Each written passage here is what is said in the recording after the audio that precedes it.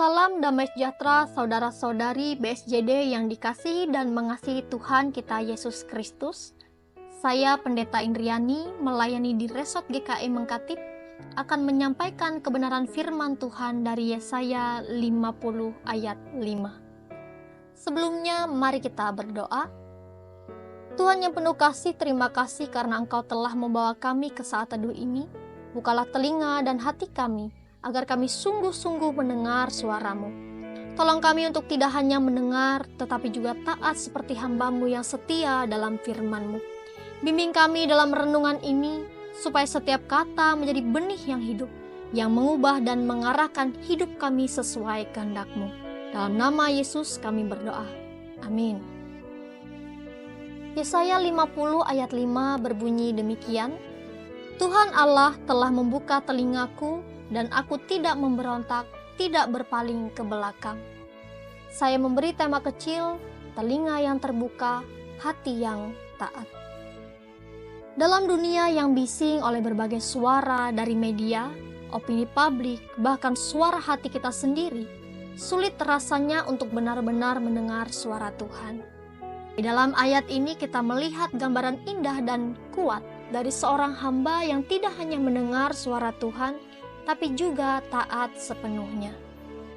Yesaya 50 ayat 5 adalah bagian dari nyanyian hamba Tuhan, nubuat tentang seorang hamba yang hidupnya dipersembahkan sepenuhnya kepada Tuhan. Ayat ini sangat sederhana, namun syarat makna. Telinga dibuka, hati tidak memberontak, langkah tidak berpaling. Yang pertama adalah Tuhan Allah telah membuka telingaku. Ketaatan dimulai dari mendengar, tapi mendengar di sini bukan sekedar mendengar bunyi. Ini adalah mendengar dengan hati, dengan kepekaan dan kesiapan untuk merespon. Tuhan membuka telinga hamba, artinya Tuhan memberi pencerahan rohani, membuatnya mampu mengerti dan menerima kehendak Tuhan.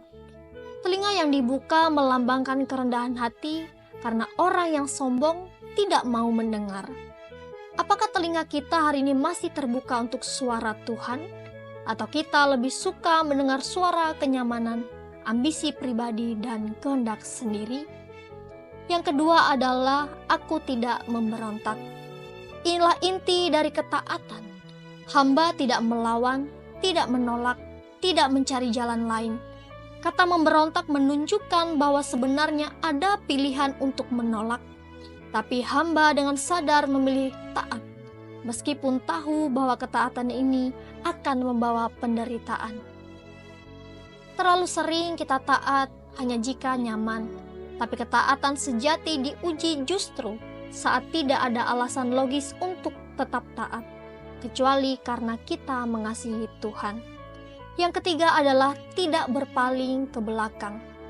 Ini menunjukkan komitmen. Hamba tidak mundur, tidak menyerah di tengah jalan, ia tetap maju, bahkan ketika harus menghadapi cemoohan, penderitaan, dan penolakan.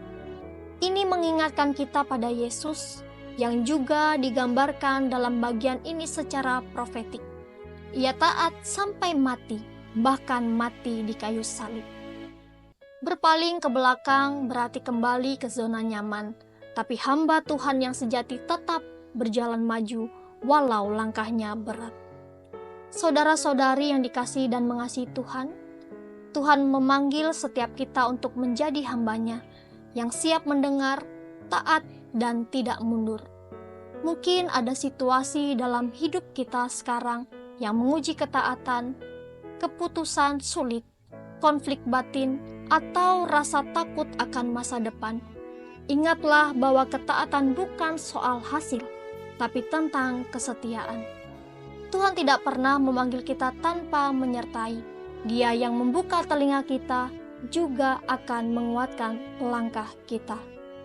Amin untuk kebenaran firman Tuhan.